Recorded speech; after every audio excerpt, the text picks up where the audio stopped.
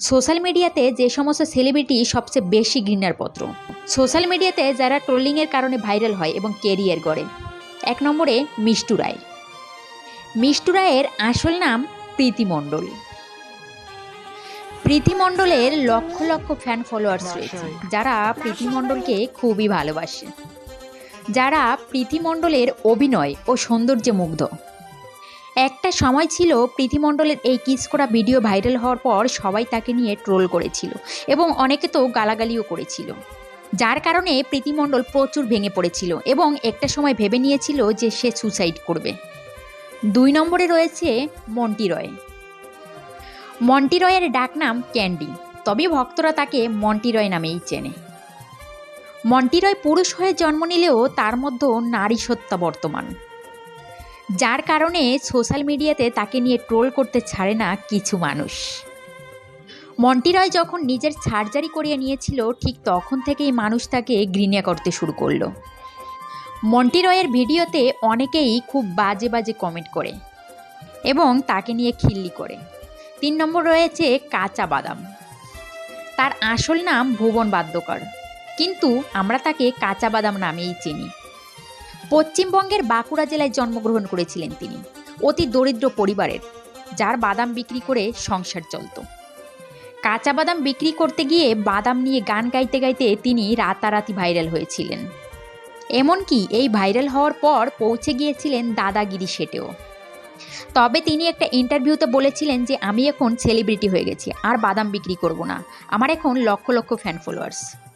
তার এই অহংকারমূলক কথা বলার জন্যই সোশ্যাল মিডিয়াতে শুরু হয়েছিল তুমুল সমালোচনা এবং মানুষ তাকে ঘৃণা করতে শুরু করলো। আজ আর তাকে সোশ্যাল মিডিয়ায় দেখা যায় না। কথায় বলে অহংকার পতনের মূল। 4 নম্বরে রয়েছে স্যান্ডি সাহা।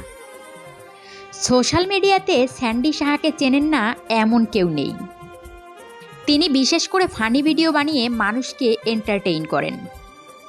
তার উল্টাপাল্টা সাজ এবং পোশাক পরার ধরন এবং তারপর ভিডিওর মাধ্যমে করা পাগলামি দেখে অনেকেই তাকে ঘৃণার চোখে দেখে।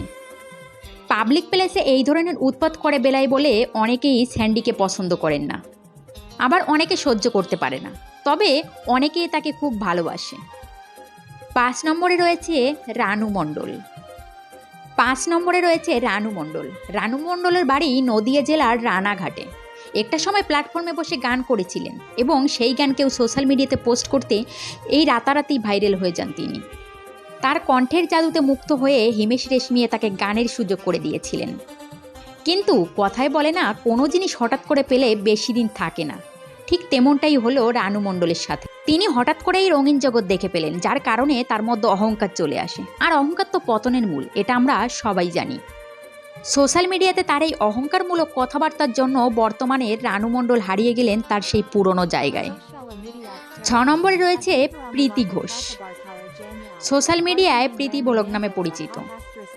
এই প্রীতি মণ্ডল ফিল্টার ছাড়া শর্ট ভিডিও বানিয়ে রাতারাতি ভাইরাল হয়েছিলেন তিনি।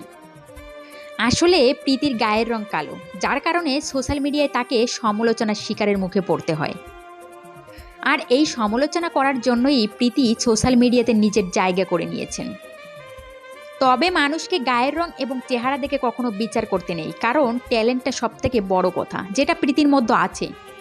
আর প্রীতি এই সমালোচনাকেও পাত্তা দেয় না। 7 নম্বরে রয়েছে দিয়ে নাগ।